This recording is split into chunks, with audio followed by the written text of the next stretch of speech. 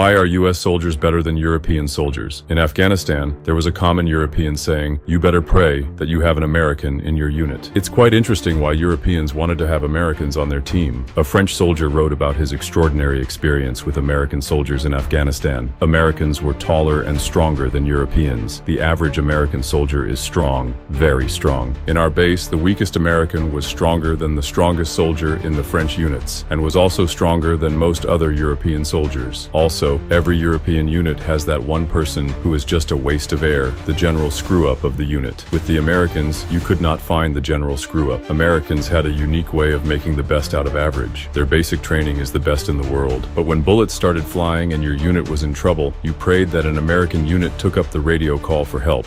Why? When American forces picked up the call, there was no hesitation. Their reply was, "Sit tight, we are coming to get you." And they meant every single word. There wasn't any haggling or logistical issues. The Americans would use everything they had for your rescue, and then some more. The Americans were truly fully committed to your rescue. They came regardless of what the situation was, no matter how bad or how unusual. In fact, they wouldn't ask about your situation. They heard you needed rescue, and that was all that mattered. They did not need to ask about the situation anyway. With the best gear, satellites, and training, when they got close to your position, they knew about threats in the area, where the unfriendliest were, and how best to deal with the situation. Surprisingly, they knew it even better than the actual unit under fire. He also described one amazing fact. In all other forces, if an officer was taken out, you're taught to dig in and take a defensive position, or simply retreat, not the Americans. If Americans lose their officer, they do not stop. They go on the attack. With every fiber of their bodies, Americans want, or even need, revenge. Most of the time, American officers restrain the troops under their command, not for the troops' protection, but for the enemy's. If you injure an American, they are coming for you, and very little will save you. The medical training also sets Americans apart. Every American soldier seems to have advanced first aid skills that European forces reserve for their medics. A British sergeant recalled how an American private saved his life. "I was hit by shrapnel in my leg when this young American appeared from nowhere. He had a tourniquet on me in seconds and was administering battlefield medicine that our own medics would struggle with, all while maintaining security and calling in support. Just a regular infantryman doing what was apparently standard for them." The most telling difference was how local Afghans reacted to different forces. Village elders could immediately tell the difference between American and European patrols. When Americans entered a village, the atmosphere changed. As one interpreter explained, the combatants fear Americans. Europeans they will attack if they can get an advantage. Americans they avoid completely. The villagers know this, because even the combatants think twice. This reputation wasn't built on brutality, but effectiveness. When Americans said they would destroy you, the destruction was absolute and certain, and everyone, friend and enemy alike, knew it.